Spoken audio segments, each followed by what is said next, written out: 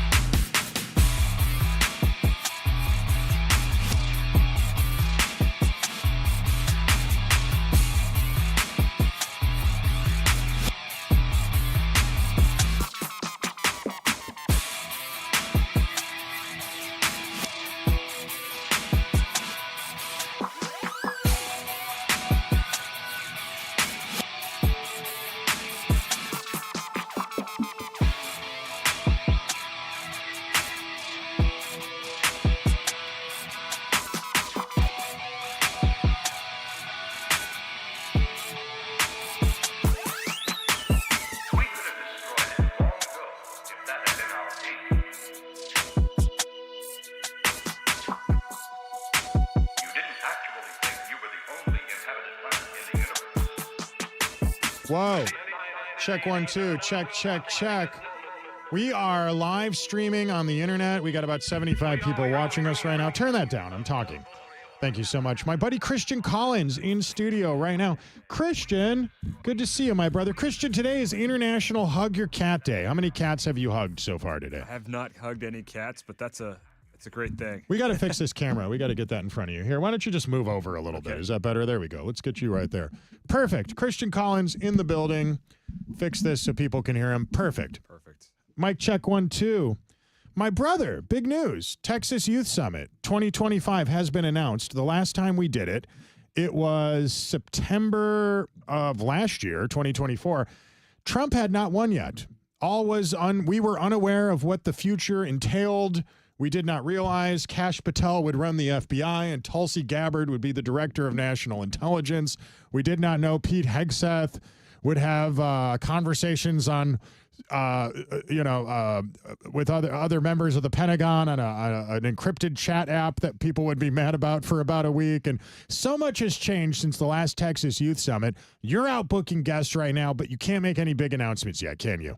Well, not yet, but we are going to have the Texas Youth Summit September 19th and 20th. It's going to be our best year yet. We're super excited about that. Thank you so much for having me on. And just to plug that real quick, we bring in hundreds of college-age students, and together it's thousands of youth, high school and college-age youth.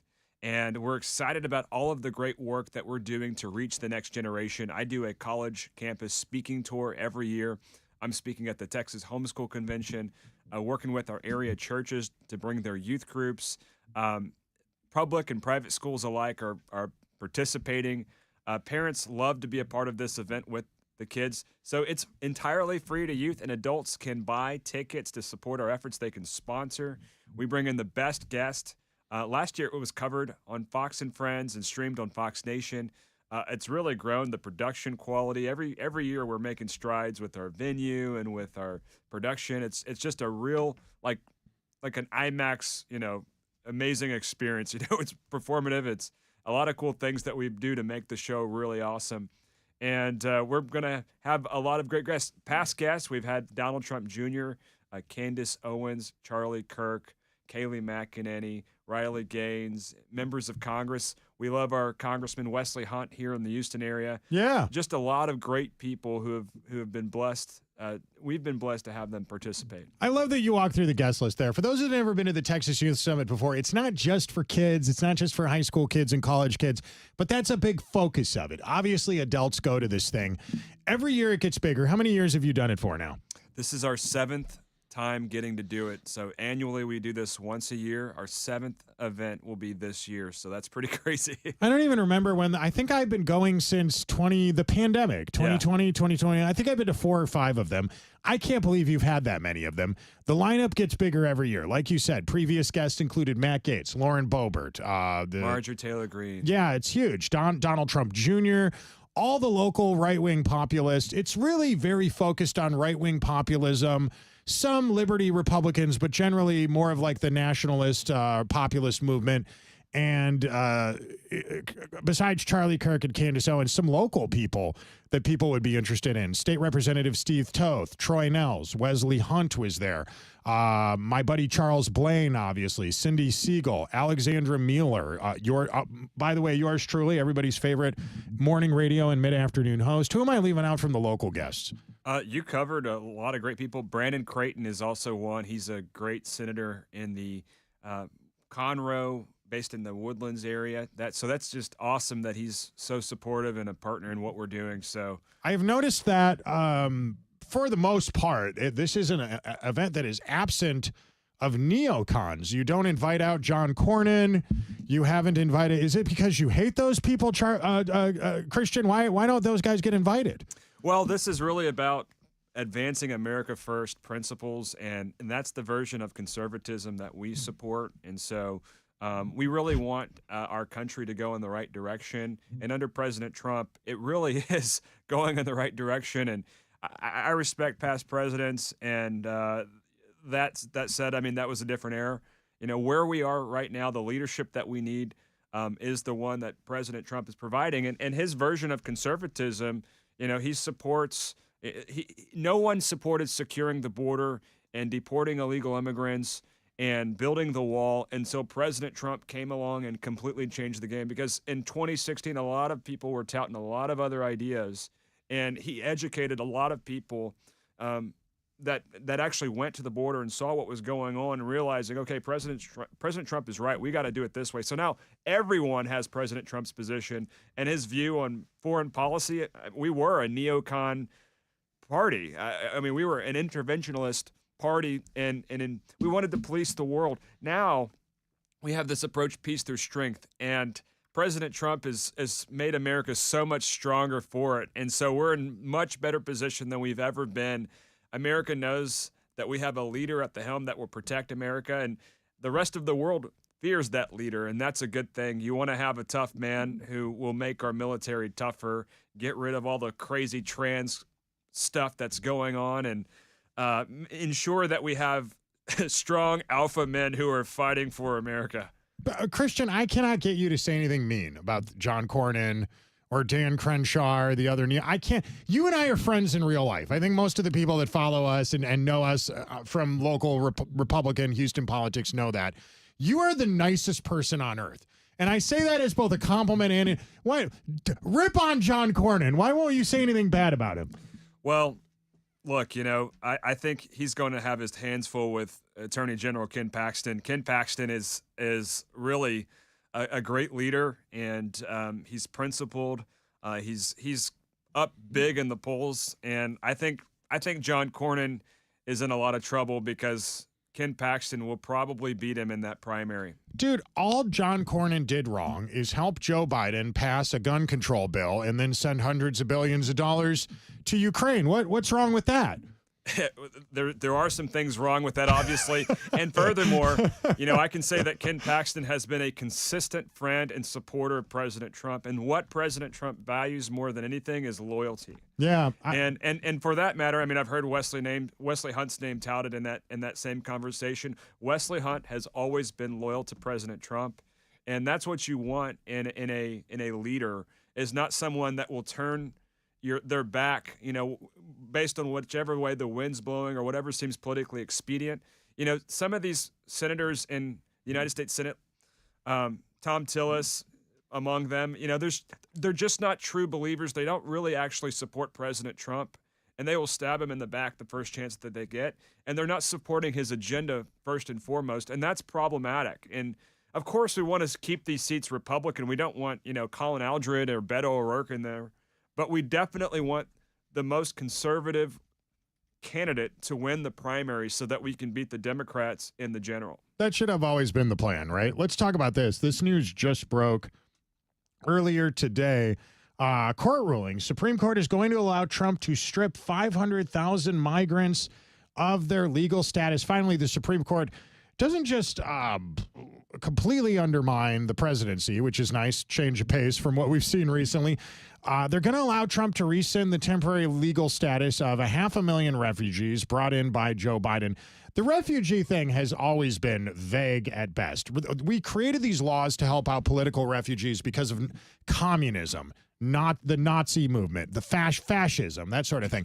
You're not supposed to be a refugee just because you live in a country that's poor and it sucks, so you can come here and live off the welfare of the United States of America. That's not why these laws exist. Frankly, I don't understand why this took so long. There was a story from back in March of 2024. We're on the toes here of the next election, and Biden decided to secretly fly 320,000 asylum seekers into the U.S., we learned, to reduce the numbers at the border. He just flew them up here to the United States. Not only is it a national security risk, it's so bad for the economy. I don't feel like this is a far-right position, asking people to follow immigration laws. We're finally getting a little bit of common sense here. Presumably, this is going to upset a few people, but I think we're at a point here, most moderates, even a lot of people that are left of center agree something needs to be done about this. Something absolutely needs to be done about this. And under the Biden regime, you had a situation where these Haitians were coming into communities like in Ohio and places like that, and you remember President Trump during the debate talking about they're eating the dogs, they're eating the cats. I mean, we need people that are going to come here and that have skills that are going to be able to add value to America. Those first and foremost should be prioritized if we're going to have anyone.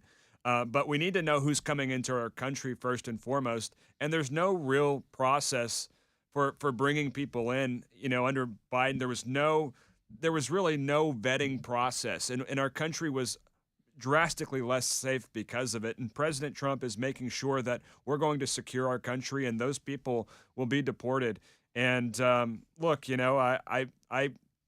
Christians, they want to have a heart for the immigrant. Sure. But we have to keep our people in this country safe first and foremost. I hear a lot of Christian pastors talk about, how they want to be safe, but they also want to care for the immigrant. And really, sometimes these ideals are mutually exclusive because I agree. We have to prioritize the safety of America first before we try and just help everyone and take care of everyone in our country. We can't do that, period.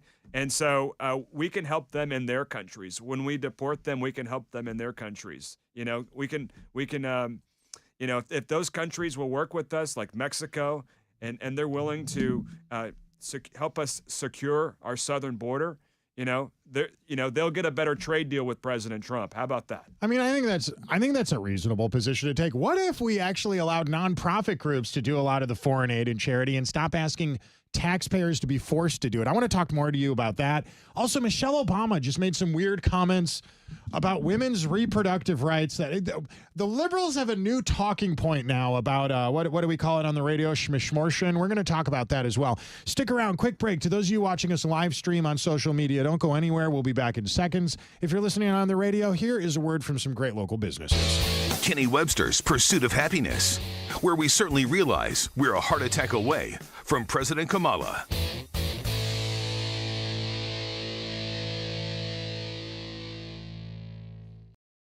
We are doing a live recording session right now here at KPRC 950. Obviously, you can listen to us at 94.53 HD.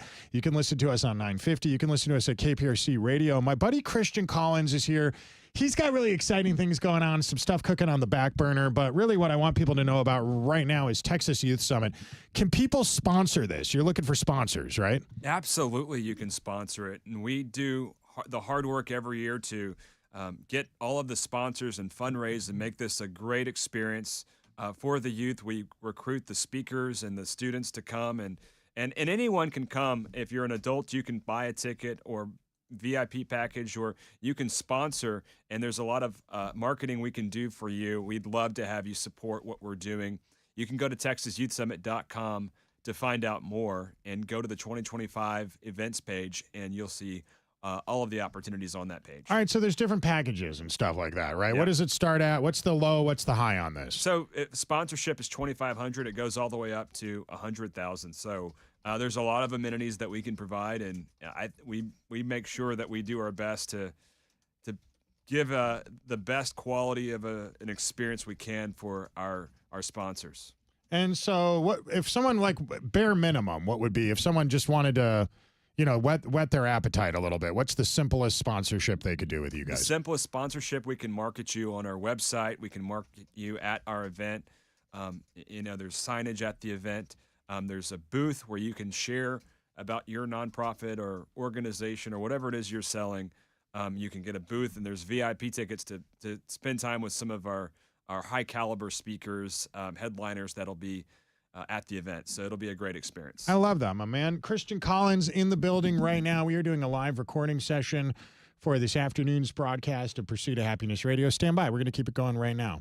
Let me cue up some music, and we will start the next segment.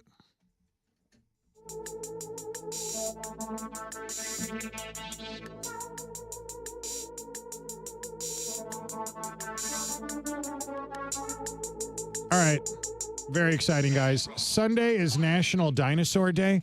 My top 5 dinosaurs are the T-Rex, followed by the Rolling Stones. I've always loved all of them. Christian Collins in the building. Christian, who's your favorite dinosaur, and why is it Nancy Pelosi? Go ahead.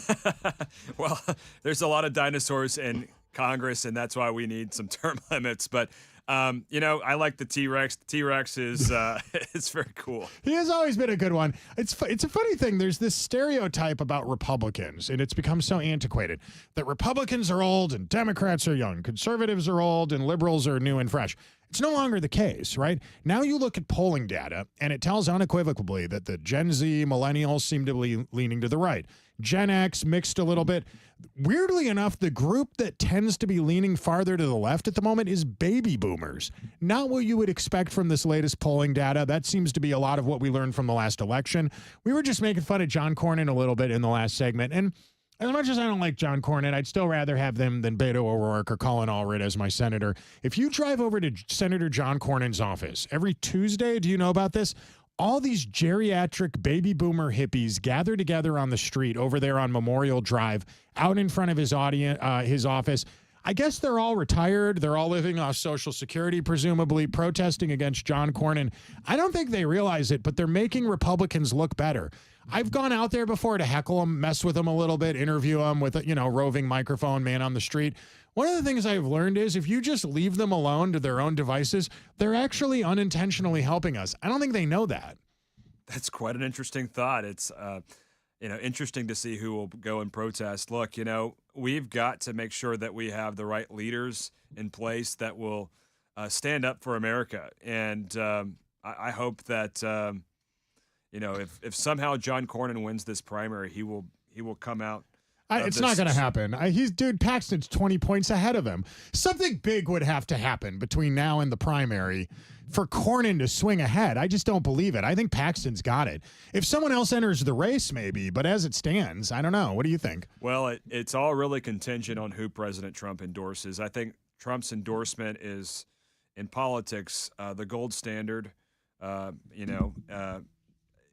if you're running for U.S. Senate, you want President Trump's endorsement. And I know John Thune, the leader, majority leader in the Senate, is pushing for his former opponent for that position. Yeah. John Cornyn, to get the endorsement of President Trump. So have you heard anything? Because I have. It's my understanding that Trump wants to stay out of it.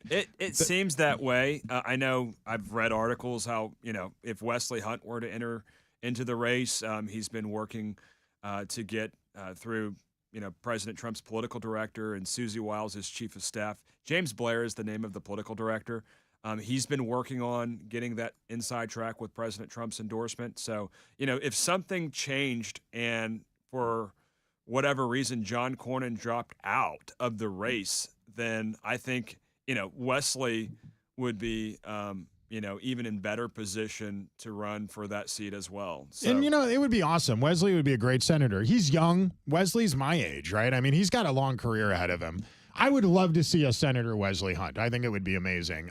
But, who knows right now. He's highly intelligent. He's served in our military. I like him, and I like, Attorney General Ken Paxton. Yeah. Ken Paxton is, fought for President Trump's agenda. He's been a MAGA warrior, and he's very loved by MAGA Twitter. So, he's a true conservative and patriot, and I can't say enough good things about either one of those guys. So, I mean, if John Cornyn were out of the picture, it'd be interesting to see what that race were to look like. So maybe that could change the game. Have you looked at this? There's a weird lawsuit going on in Ken Paxton's office right now involving two attorneys who don't like each other. And I'm almost hesitant to say their names, but I'll say it. It's Brent Webster and Judd Stone, I think are their names. I don't know anything about these guys. I don't know them. Apparently, they went to a Lupe Tortilla. Forgive me, Christian. The story's about to get really weird. They got into an argument in which one of the gentlemen said to the other one he wanted to, for lack of a better words, wanted to sexually assault him with an asteroid in outer space while children watched. A lawsuit has now ensued. What we can't figure out is if these two guys just dislike each other or if this is some attempt by Cornyn's people to make Paxton's people look bad. I don't know what the answer is, but anytime something weird happens where there's some infighting with Republicans, you can always count on Democrats to be there to make us look better. And with that, sounds like a smear campaign, and they're always trying to do things to attack Ken Paxton, and a lot of the stuff is not true that they say. And the liberal media will work in lockstep with moderate, Republicans to attack true conservatives like Ken Paxton. So. I mean, that's kind of what I think, too. It's also possible it's just two guys that don't like each other. But what does that have to do with, what does that even have to do with Ken Paxton at the beginning? One of my inside, nothing. But, it's one of his guys having a weird fight that it just looks bad, right? Christian, I don't know. It's the weirdest news story. I follow the gossip in Austin like we follow Washington news. It's easily the strangest Austin political insider scandal I've ever heard. Sexual assault with an asteroid. How would that even work? An asteroid is in space. It becomes a meteor when it comes into the galaxy. Then it becomes a meteorite. It doesn't make any sense, right? Plus, they don't make children's astronaut suits, right? Thank God. So it's not as if there's going to be kids out in outer space. Christian, the whole thing is very strange. But anyway, getting off that topic and moving on to this. Whenever the Republicans look bad, you can always count on the liberals to be there to make us look better. And with that, I segue over to this news story today about Michelle Obama. Michelle Obama has decided that for some reason, oddly enough, a woman's reproductive rights actually has nothing to do with making a baby. Did you know that, Christian? It's quite odd. I watched the clip that you shared with me earlier, and I can just see that she's very selfish in her approach because evidently she doesn't care about the life of the baby at all, and she's making the case in her talk show that it really is the reproductive parts of a woman really is about their own pleasure and about their own self-satisfactory and has nothing or little to do with the baby, which is a totally narcissistic and self-centered approach because, of course, the reproductive parts of a woman are about, what they will reproduce. Well, let's play the video first so people can get their own reaction to this. Here is Michelle Obama, former First Lady, explaining how a woman's reproductive rights has actually very little to do with making a baby. Because so many men have no idea about what women go through, right? We haven't been researched, we haven't been considered, and it affects the way a lot of male lawmakers, a lot of male politicians, a lot of male religious leaders think about the issue of choice as if it's just about the fetus, the baby, but women's reproductive health is about our life. It's about this whole complicated reproductive system that does the least of what it does is produce life. It's a very important thing that it does. Wait. But The least of what it does. Christian, liberal coded language. What is she saying here? It's just a bunch of communist jargon that is feminist and self-centered, and she's just basically saying that her body has nothing to do with life. Women's bodies have nothing to do with the life it produces, especially the reproductive parts of it, which is insane because that's exactly what, the purpose of the reproductive parts of their body is. I mean, so it's that's why God made them with the ability to do that and didn't equip men with the ability to do that, right? So that part of their body definitely is yeah. I mean, it's insane. It's insane. Did you ever find it a little odd? I'm not one of those guys that's going to make this conspiracy theory, but did you ever find it a little strange that there's no pictures of Michelle Obama when she was pregnant with the two girls? I'm just saying there's not any anywhere. You ever find that a little odd, Christian? Well, yeah, I do think she is a woman, but I get a kick out of all the Big Mike comments on social media. I think they're a little mean, but I do think she is a woman, but I think it's pretty funny that people say that. And, I mean, I've never seen any pictures of her pregnant either, I've by the way. never seen any pictures of her pregnant. So I'll tell you what, before we go ahead, what were you about to say? Well, I'd like to see those pictures, but I guess if she came out and showed those pictures, it would look like, it's kind of like the Obama birther stuff all over again. She doesn't want to have to prove that she's actually a woman or that she was born a woman. I mean, people say the same thing about the French's president's Brigitte Macron, Emmanuel Macron, who recently punched him in the face. So. What a bizarre video that is. It plays out like a comedy sketch, Christian. It's like he notices the camera's there. He could not have reacted worse. Yeah. She pushes him in the face. He turns and sees the cameras. He reacts, smiles, waves, quickly jumps off camera as quickly as he can, back behind the door.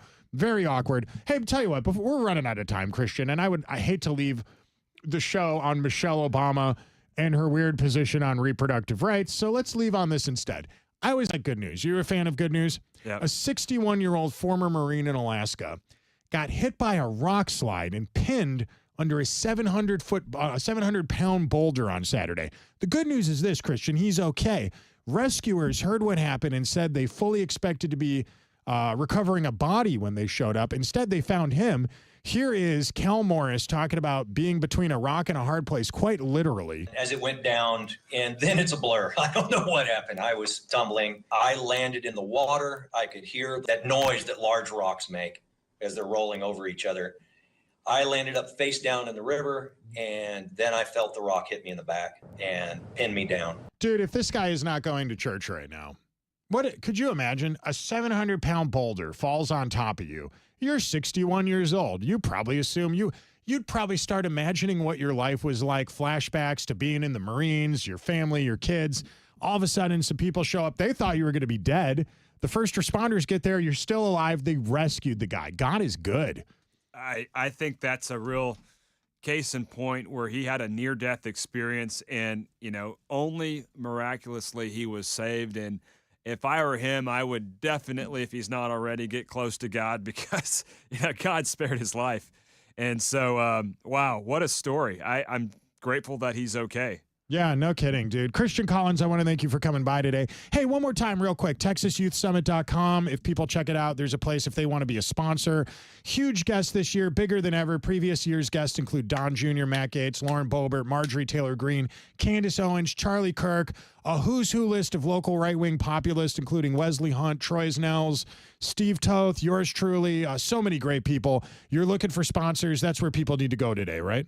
Yes. My brother, Christian Collins. Check him out on X. Of course, he's on Facebook. To the rest of you, have an awesome afternoon. I love you all. I hope you guys get back here bright and early Monday morning for more of what you bought a radio for. Ooh,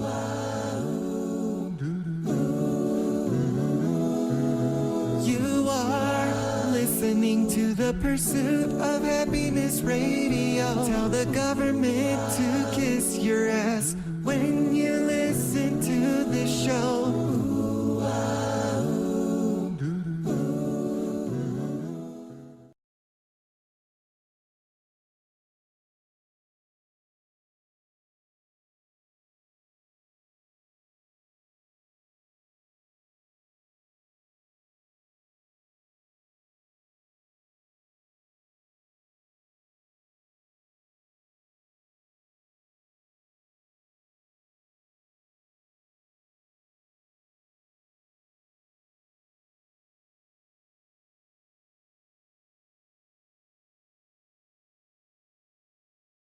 Hey, you guys still watching? Stand by. We're going to make a big announcement right now. Hold on, everybody. Don't disconnect yet. Real quick, though, if you're watching me right now, don't forget, go to ilovewj.com. That is the website for our merchandise. And if you guys haven't heard, we've got really cool stuff happening. Gulf of America beach towels. We've got the Doge Father. Y'all know about the Doge Father? We're selling so much cool Doge gear at ilovewj.com. Get it right now before the 4th of July happens. You're going to want that. Christian and I are about to do one more thing before we get out of here, so don't leave just yet. But do check out that website. Also, Jesse Payton and I have comedy shows coming up that I want you guys to check out. We have shows coming up in Memphis. We are going to be touring around to, we're going back to Jackson very soon as well. I'll have more details on that. June 21st, we're going to be in Lafayette for a live event. Stick around for that. More details to come. In the meantime, we're about to make a big announcement right now, so stand by.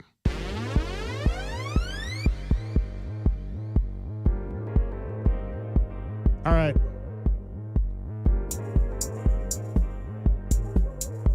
Just stepping into the studio right now. We broke some really big news on this radio show about a week ago. And some of you may have heard. Steve Toth has announced that everybody's been asking for a while, who's going to primary Dan Crenshaw? And to put it bluntly, there aren't technically at this specific moment any real contenders yet. I would assert that there's not. I know there's a handful of people who follow me on social media. They get angry when I make this point. Like, Kenny, but hang on a second. This person's a candidate. This guy with 300 followers who works as a mortgage broker in Tanglewood and doesn't even live in District 2, he's going to be running. Why don't you promote his campaign? We're looking for real candidates, right? We're trying to rid the neocons, chase them away from the Republican Party, back to the Democrat Party where they belong. And so we know none of the current candidates are real candidates in the race against Dan Crenshaw in the primary coming up yet next year. Steve Toth made a huge announcement on the show last week. It went wildly viral. And the announcement was this, essentially, and, fill in your own subtext here if you want to. On July 1st, after this legislative session is over in Austin, Texas, State Representative Steve Toth, the lawmaker from the Conroe Woodlands area, arguably the most conservative person in the Texas State House, is going to make a big announcement about whether or not he's going to be primarying Dan Crenshaw. And that's all he said, right? And you can fill in your own, whatever you think that means. There's been a lot of talk about that, right? Now, it's a pretty big news. People have been asking for a while, is Steve Toth going to primary him? He said he's been sitting down, he's been talking to God about it. And I will tell you this right now. I don't think there's a better candidate to primary Dan Crenshaw than Steve Toth. I think he is the most, forget about what Twitter wants or what people on social media that don't live in Texas, much less District 2 want. Here in our community, people that actually live in the Houston area or north of the Houston area in the actual district have been begging Steve Toth to run. And on July 1st, he is going to make a huge announcement, which begs the next question, right? With all answers comes more questions. Let's say hypothetically he does that, wink, wink, which a lot of people think he will, but who knows? It's up to him. We'll find out. The question has become, who will replace Steve Toth in the Texas State House? And I think that's a really interesting question. Christian Collins, who do you think it should be? Well, I've looked at this situation for some time, and when I first ran for Congress, Steve was very gracious to support me. When I ran for Congress, he endorsed me. And Steve, he's done a great job in the Texas legislature. He has the fourth most conservative voting record, and he's someone who's wildly accessible. He email blasts his phone number out to people, and he gets maybe 5 to 10 phone calls per day. He's doing the hard work to make himself available, and those are attributes you want in a leader. I really appreciate that about him. And so, I've looked at this and feel that, with my background and pedigree, my involvement in the community, one of which Texas Youth Summit is in the Woodlands. All of my work, I have a huge prayer breakfast in the Woodlands. My life work, it's just it feels right that I would run for that position if it became open. And so I'm of course strongly looking at that, and I know that Steve Toth will support me in the event he runs for higher office. That would be a likely spot for me in this upcoming cycle. So. You are somebody that a lot of our listeners admire. A lot of people go to the Texas Youth Summit. People ask all the time, why doesn't Christian run for office again? You ran several years ago in a very contentious primary with a lot of candidates. It was a big field. And I think a lot of MAGA guys were pulling for you. Obviously, in that race, it went in a different direction.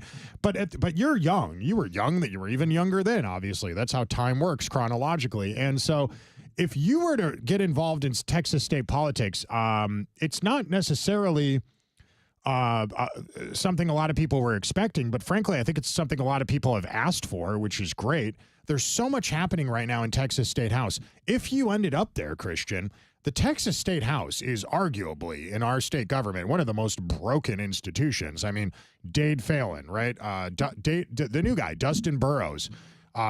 So many rhinos you would have to go to war with. Moderate liberal Republicans constantly teaming up with people on the far left in the Democrat Party. Guys like State Representative Gene Wu, who some have argued is more sympathetic to foreign governments than he is to his own state of Texas.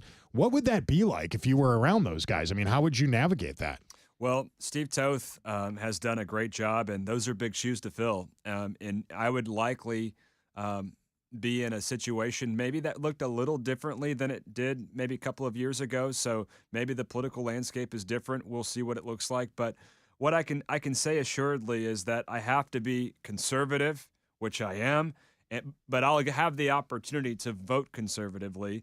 And I want to have at least or a higher ranking than Steve does in the Texas legislature if I do it. And I want to make myself very accessible to the district and serve the needs of the people, carry local legislation, and be there for those people. And that requires in Austin to go into it with the mindset to fight for your constituents. Sometimes you have to kill bad legislation, and you have to have the mindset to figure out ways to work with people to get good legislation passed. And Senator Creighton is another who's done a very good job of that in the Texas Senate, because I look at him and he gets along with people very well, and he's extremely conservative, and he's passing, really great legislation, as chairman of the Education Committee, and he's purging our colleges of DEI. He's purging our, K through 12 of DEI policies. He's gotten rid of critical race theory. He's the one who helped pass school choice. He's the one who got the teachers their pay raises. And I like Senator Creighton, I'm very passionate about education. I've been a college teacher for many years, and I think it's very important, with my work with Texas Youth Summit, that we have education be a focus for years to come. So that's likely a committee I'd like to serve on. We had a case recently. I mean, I don't know if you heard about this week. We had a case where a guy, a 10-time felon, previous arsonist, sex offender, gets arrested, released immediately on low bond, immediately let out of jail, goes out and kidnaps a woman, purportedly. That's what the law enforcement's claiming about the guy. Bond reform. What the heck is going on with that? Criminal justice reform. We have a system in Houston, Texas, where judges will just open up the jail and let the criminals out. This is the kind of thing we have begged the state house to solve. It's a problem we have asked desperately for state lawmakers to fix this problem. The other obvious one is property tax relief, Christian. I know you personally. You're a friend. You and I hang out. We talk off the air. You are my brother in Christ. But I mean, I don't think a lot of people realize there's guys like you out there that are fighting for these causes. Absolutely. We have to eliminate property taxes, and that's what Governor DeSantis has advocated for in Florida. And, Texas needs to take a page out of his and do what we can to eliminate property taxes for the good of all Texans. I think that's so important. And there's a lot of issues that we have to focus on. I mean, God forbid we have another Democrat president in the future. Texans have to be able to do the work to secure their own border. And we have to encourage our governor, whoever that will be in the near future. I mean, looks like it'll be Governor Abbott for the next 6 years.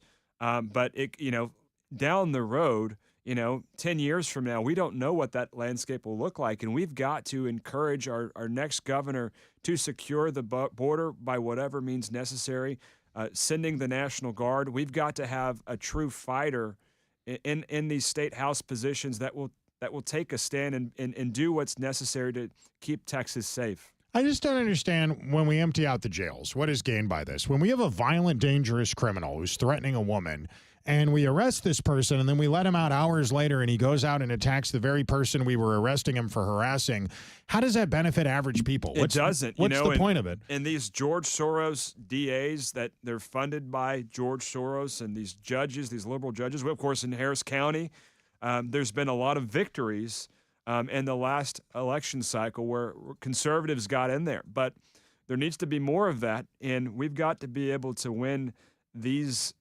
judgeships and eventually take back the DA position. We've got to have the right people in there because they don't have the right approach. But what can be done on the state level to combat that? They've got to pass bail reform, and if that can't happen now, which it doesn't seem that it has, then that maybe will happen in a special session. We'll see. I don't know what the governor's plans are, but that's very likely something that if they do have a special session would be a major focus of Governor Abbott. I would imagine there's a lot of people out there right now listening to us on the radio, watching us live streaming. We've got several hundred people watching us live stream right now on Facebook, Twitter, YouTube, and Tumble. If people want to get involved in a hypothetical Christian Collins for state representative campaign, what would they do? Well, they can follow me on all of my social media platforms, and we just have a website right now it's not accepting money. I can't. This is a pre-announcement in saying that I would like to run. If these things happen, and some of those things are out of my control, but. I do have a website, christiancollins.org. It has all of my social media platforms. You can follow me on Facebook, Truth Social, Instagram, X, and I'd love to connect with you there. All right. Well, to those of you watching us live streaming online, I see a lot of comments coming in, people asking questions, what we could do about bail reform. I think we just addressed that. Ramey on X says he would love to support Christian Collins. Michelle pointing out Steve sponsored a church service at the Capitol during the 2023 legislation that she attended. People saying that they live in the community. It sounds like, just based on the comments I'm seeing here on social media, a lot of camaraderie. If you have been watching us live streaming online, we appreciate you so much. If you're listening to us on the radio right now, more coming up in just a little bit with Christian Collins. Don't go anywhere. They say whenever you lose sight of the enemy, look behind you. Yeah, that's some bad paranoia right there. Probably brought on by a bong rip or two. Kenny Webster's Pursuit of Happiness.